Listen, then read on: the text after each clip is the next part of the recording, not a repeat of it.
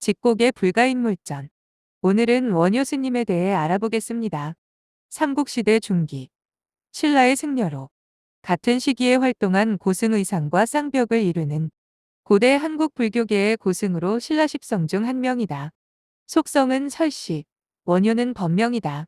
이름은 사례이며 아명은 서당 또는 신당이다.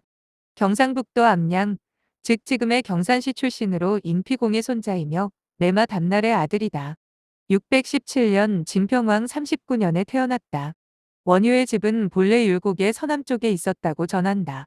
어머니가 유성이 품 안으로 들어오는 꿈을 꾸고 원효를 임신하고 이 골짜기를 지나다가 갑자기 산기가 있어 집에 들어갈 사이도 없이 남편의 옷을 나무에 걸고 밤나무 밑에서 출산을 하였다. 이 나무를 사라수라 불렀다고 전하며 또 밤이 이상하게 커서 이를 사라밤이라고도 불렀다고 전한다. 출가하기 전 젊은 시절에는 화랑으로 활동하며 무술에 능해 전투에도 참가한 적이 있다. 총망받던 화랑이었던 원효가 출가한 계기에 대해서는 다양한 설이 전해 내려온다. 어머니의 죽음 혹은 부친의 전사 소식에 충격받고 삶과 죽음에 대해 오래도록 고민했다는 설. 사슴 사냥을 했는데 새끼가 자신이 쏜 화살에 맞아 죽자 어미는 도망가지 않고 새끼 옆에 앉아서 눈물만 흘리며 있는 걸 보고 충격받았다는 설. 화랑으로 전투에 참여했는데 살육이 난무한 전장의 참상을 보고 트라우마를 앓았다는 설 등 다양하다. 원효는 젊은 시절부터 무예가 뛰어났으며 특히 검술에 능했다고 전해진다. 의상은 진골 출신임이 확실하지만 원효는 출신이 확실치 않으며 육두품 출신이라는 것이 학계의 정설이다. 삼국유사에 의하면 방고사라는 절에 머물며 낭지선사라는 스님을 스승으로 모셨다고 한다.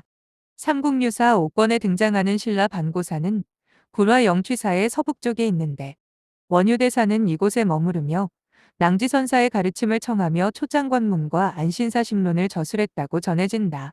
문제는 낭지선사라는 사람이 삼국사기 3권의 법흥왕 14년 527년에 영취산의 법장을 열었다는 것으로 처음 등장하는 인물로 그가 약 20살쯤부터 영취사를 지어서 머물었다 해도 617년 태생인 원효대사가 10살쯤 되었을 때는 이미 120살 가까이가 되니 연대상으로 보아도 무리가 있다.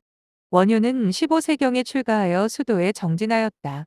일정한 스승을 모시고 경전을 공부하지 않고 타고난 총명으로 널리 서적을 섭렵하여 한국 불교사의 길이 남는 최대의 학자이자 사상가가 되었다. 기록에는 원효가 고구려로부터 망명하여 완산주에 와 있던 보덕을 스승으로 하였다는 설이 있으며 시대적으로 보아 자장으로부터 불도를 배웠을 가능성이 높다. 원효는 34세 때 스스로 경전을 연구하고 수도에 정진하다가 당시 풍조에 따라 의상과 함께 당나라로 유학의 길을 떠났다. 그러나 유동까지 갔다가 도중에 고구려군에게 잡혀 귀환하였다.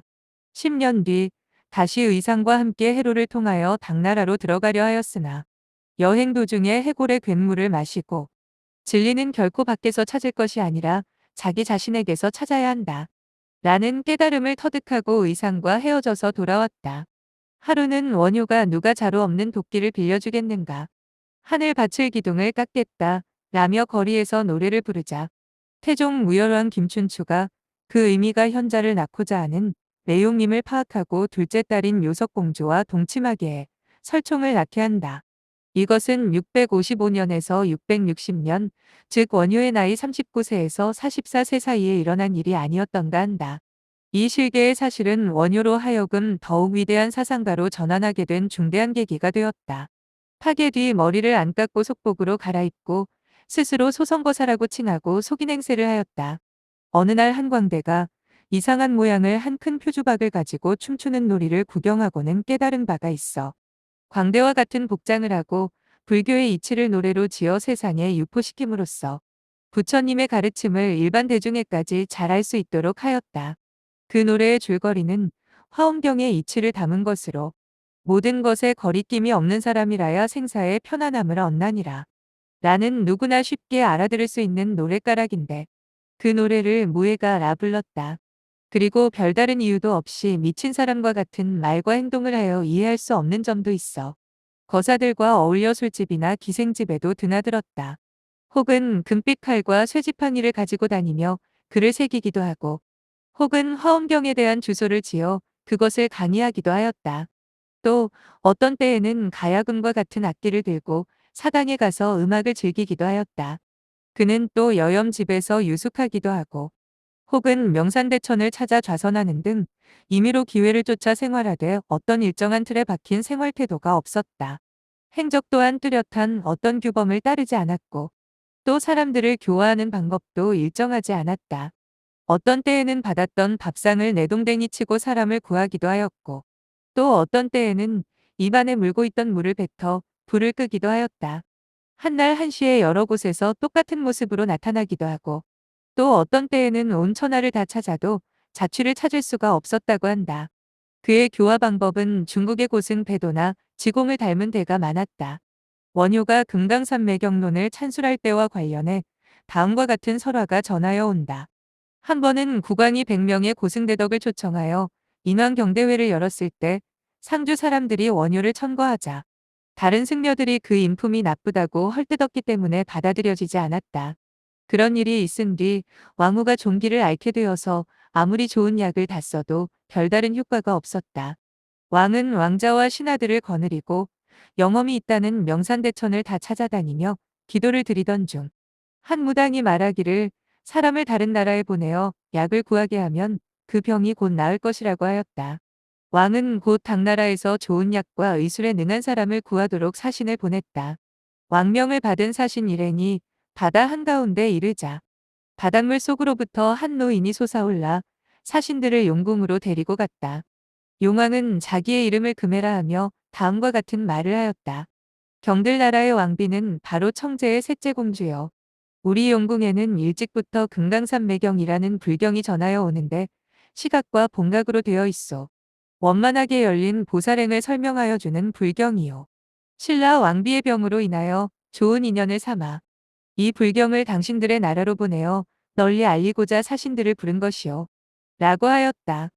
그리하여 원효가 이 금강산 매경에 대한 주석서 3권을 지어 황룡사에서 설법하게 되었다.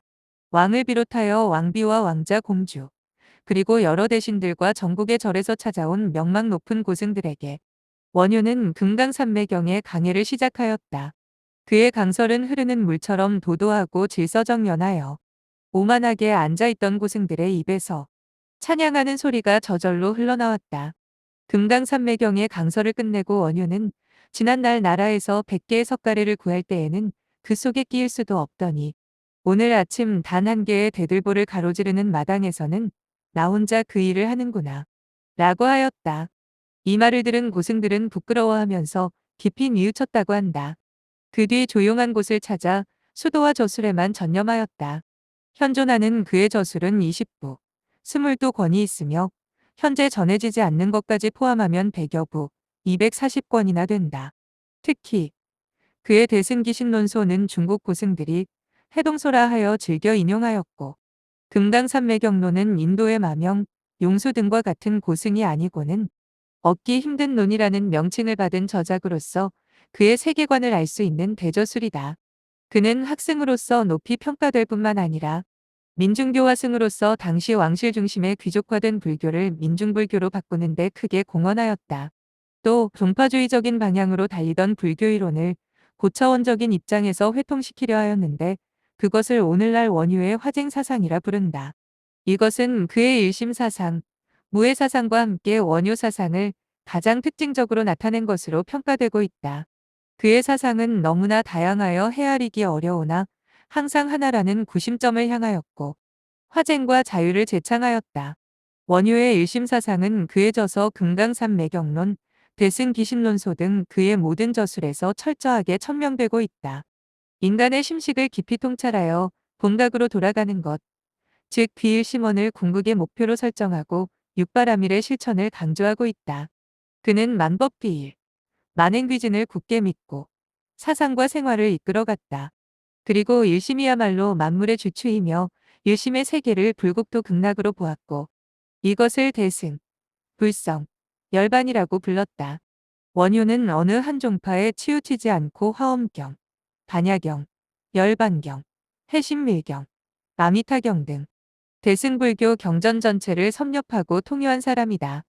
그리하여 전체 불교를 하나의 진리에 귀납하고 종합 정리하여 자기 분열이 없는 보다 높은 입장에서 불교의 사상 체계를 세웠다. 이러한 그의 조화 사상을 화쟁 사상이라고 한다. 신문화쟁론은 바로 이러한 화쟁 사상을 단적으로 보여주는 그의 핵심적인 저술이다. 그는 여러 이설을 신문으로 모아 정리하고 회통함으로써 일승불교의 건설을 위한 논리적 근거를 제시하였다. 그의 이와 같은 통불교적 비일사상은 한국 불교에 커다란 영향을 끼쳤다. 화쟁의 논리는 다음과 같이 전개된다. 쟁론은 집착에서 생긴다. 어떤 이견의 논쟁이 생겼을 때 가령 유견은 공견과 다르고 공집은 유집과 다르다고 주장할 때 논쟁은 더욱 짙어진다. 그렇다고 하여 이들을 같다고만 하면 자기 속에서 서로 다툴 것이다. 그러므로 다름도 아니요 한 가지도 아니라고 설한다. 또 불도는 광탕하여 무해무방하다. 그러므로 해당하지 않음이 없으며 일체의 타인의 뜻이 모두 부처의 뜻이다. 백가의 설이 옳지 않음이 없고 팔만 법문이 모두 이치에 맞는 것이다. 그런데 경문이 적은 사람은 좁은 소견으로 자기의 견해에 찬동하는 자는 옳고 견해를 달리하는 자는 그르다 하니 이것은 마치 갈대구멍으로 하늘을 본 사람이 그 갈대구멍으로 하늘을 보지 않은 사람들을 보고 모두 하늘을 보지 못한 자라 함과 같다. 라고 하였다. 원효는 이처럼 철저한 논리의 근거를 가지고 화쟁을 주장하였다. 원효의 무해사상은 그의 사생활에서도 잘 나타나고 있다. 그는 어디에도 걸림이 없는 철저한 자유인이었다. 일체에 걸림이 없는 사람은 단번에 생사를 벗어난다라고 한 그의 말을 보더라도 그의 무해사상은 짐작된다. 그는 부처와 중생을 둘로 보지 않았으며 오히려 무릇 중생의 마음은 원흉하여 걸림이 없는 것이니 태어나기가 허공과 같고 잠잠하기가 오히려 바다와 같으므로 평등하여 차별상이 없다. 라고 하였다.